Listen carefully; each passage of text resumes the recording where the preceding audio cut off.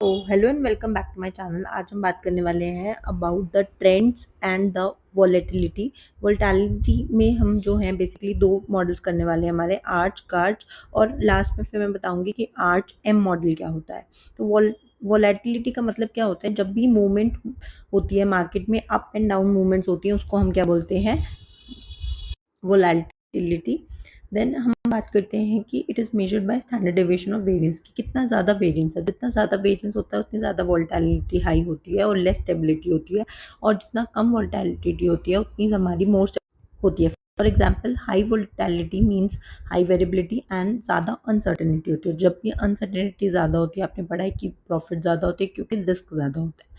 अब हम बात करते हैं, these models depict the attitude of the investor towards the risk and return. तो जब भी हमें रिस्क मेजर करना है तो हम वोलेटिलिटी की बात करते हैं, और जब भी हमें रिटर्न मेजर करने होते हैं हम मीन की बात करते हैं। तो before moving to the ARCH and GARCH model, हमें कुछ टर्मिनोलॉजीज की बात करनी है, जैसे लेप्टोकर्टिक। लेप्टोकर्टिक का क्या मतलब होता है? लेप्टोकर्टिक आपने पढ़ा होगा स्टैटिस्टिक्स में, जब भी एक नॉर्मल कर्व जो है उससे ऊंची बनती है हमारा कर्व, तो ऐसी कर्व्स को हम बोलते हैं लेप्टोकर्टिक, यानी कि जिसमें फ्लैटर टेल्स होंगी और ज़्यादा चांस होंगे आपके एक्सट्रीम इवेंट्स के। So next one is are volatility cluster. इसका क्या मतलब होता है कि high changes are followed by high changes and low changes are followed by low changes. ठीक है, इसका मतलब क्या होगा कि जैसे अगर मान लीजिए आपके फिगर देखिए, इस फिगर में आपको साफ दिख रहा है कि जहाँ पर कम फ्लक्चुएशंस हैं तो वहाँ कम फ्लक्चुएशंस हैं, और जहाँ पर ज़्यादा फ्लक्चुएशंस हैं तो उसके बाद ओवरऑल हायर फ्लक्चुएशंस हैं। तो इसी को हम बोलते हैं वोल्टैलिटी या क्लस्टर या वोल्टैलिटी पूल।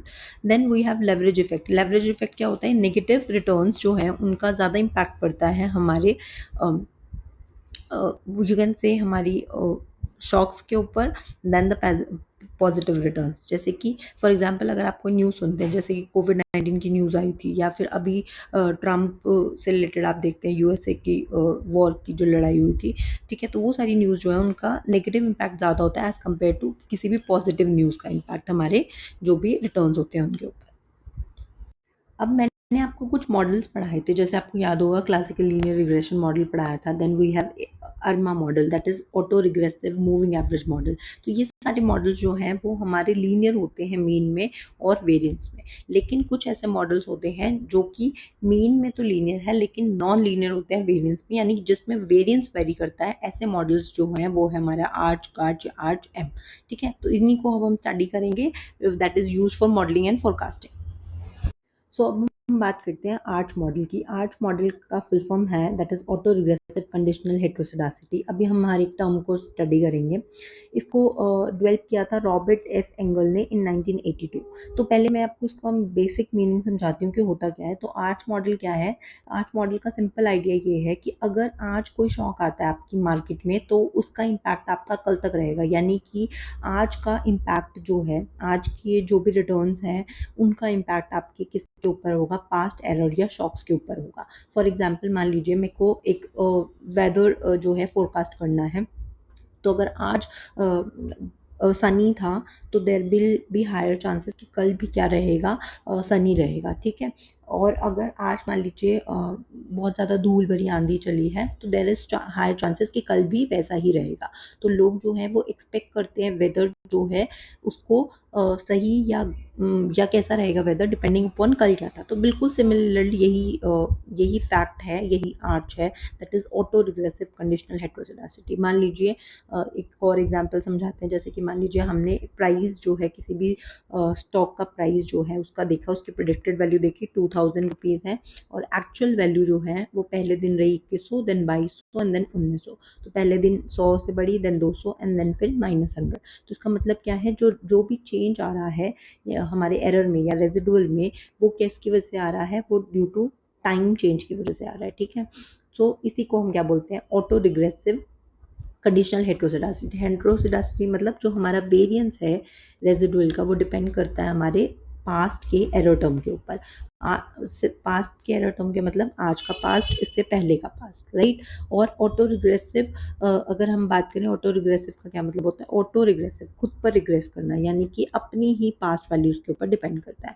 कंडीशनल मतलब it is dependent upon the dependent upon something, तो दैट इज कंडीशन, किसी चीज़ पर कंडीशनड है, किसी चीज़ पर बेस्ड है, ठीक है। तो auto regressive conditional heteroscedasticity, heteroscedasticity जैसे मैंने बताया there is a difference between the actual and the observe value. तो इस तरीके से बना है हमारा आर्च मॉडल, ठीक है। और अगर हम इसकी एरर टर्म की देखें, सिग्मा स्क्वायर वेरिएबिलिटी का देखें, तो alpha naught plus alpha one, it will depend upon the past error term जो है, then this e t minus one का square, e t minus two का स्क्वायर एंड सो ऑन। तो इस तरीके से हमने पढ़ा about the ARCH model. I hope समझ में आ गया होगा। ओके, सो अब हम बात करते हैं गार्च मॉडल की। गार्च मॉडल क्या पता है, it tells the longevity and intensity of the shock, कितना टाइम तक वो शॉक रहता है मार्केट में। जैसे कि हमने कहा कि स्टॉक मार्केट की हम बात कर रहे थे, मान लीजिए किसी शेयर का प्राइस 1000 रुपीज़ था, बहुत ध्यान से सुनिएगा एग्जाम्पल को, ठीक है। अब मान लीजिए आज उसका प्राइस हो गया 700 रुपये due to any of the reason, ठीक है। अब वो उस रीज़न की वजह से 700 रुपये हो गया प्राइस। अब 700 होने की वजह से क्या होगा, ये जो प्राइस चेंज हुआ है, से मान लीजिए कोई भी ऐसी न्यूज़ हो गई, नेगेटिव न्यूज़, जिसकी वजह से 700 हो गया। अब कल जो है इसका प्राइस जो है इट विल इंक्रीज, बट वो हो जाएगा 850, यानी कि वो वापस से अपने ओरिजिनल लेवल पर नहीं आएगा, वो बढ़ेगा लेकिन उस लेवल पर नहीं बढ़ेगा, बिकॉज जो इम्पैक्ट है ना उस न्यूज़ का वो आज भी रहेगा।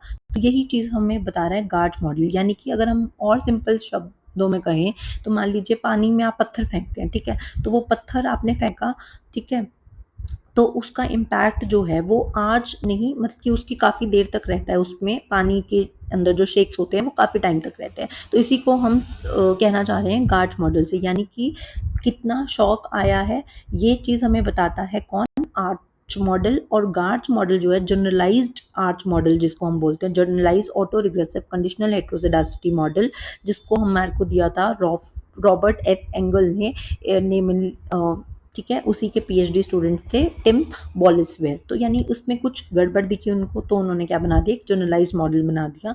अब एक बात याद रखना, वोलेटिलिटी जो होती है वो हमेशा स्क्वायर में है, हमने बोला ना वेरिएबिलिटी को शो करता है, वेरिएबिलिटी कभी भी नेगेटिव नहीं हो सकती, इस बात का आप ध्यान रखना।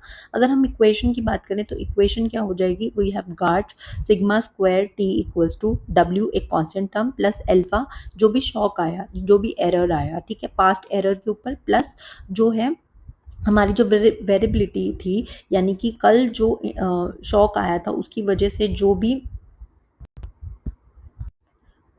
वोलेटिलिटी लेवल था उसको दिखा रहा है कौन, ये इक्वेशन। तो ये इस तरीके से आपका हो गया गार्च मॉडल।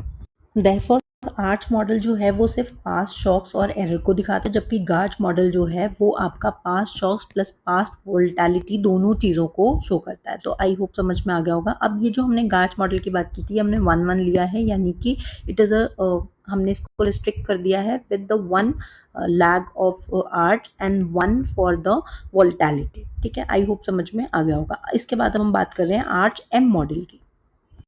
तो देखिए, auto regressive conditional heteroscedasticity in the mean model, ये इसकी फुल फॉर्म है।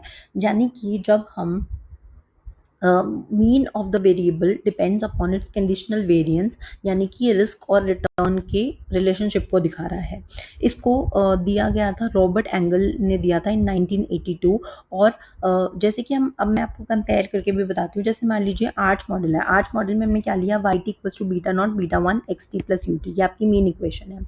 यानी कि एक्सपेक्टेड रिटर्न जो है किसी भी वेरिएबल का वो डिपेंड करता है अपनी ही पास्ट वैल्यू के ऊपर, जहाँ पर वेरिएंस क्या था, यानी कि वेरिएंस जो है वो डिपेंड करता है अपनी ही पास्ट वैल्यूज के स्क्वायर के ऊपर, राइट।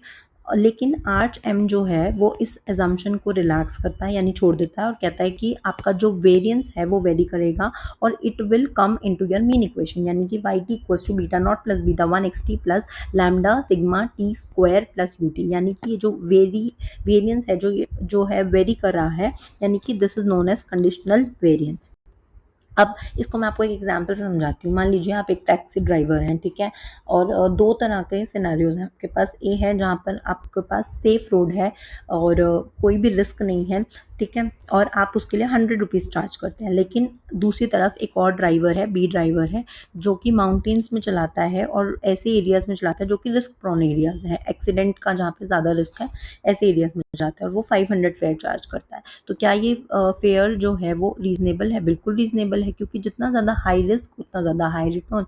तो बस वो यही कहना चाह रहे हैं in the ARCH M model that the volatility जो होती है वो आपकी सीधा आपके रिटर्न्स में या आपके मीन में शो करती है, यानी कि higher the risk higher the expected return.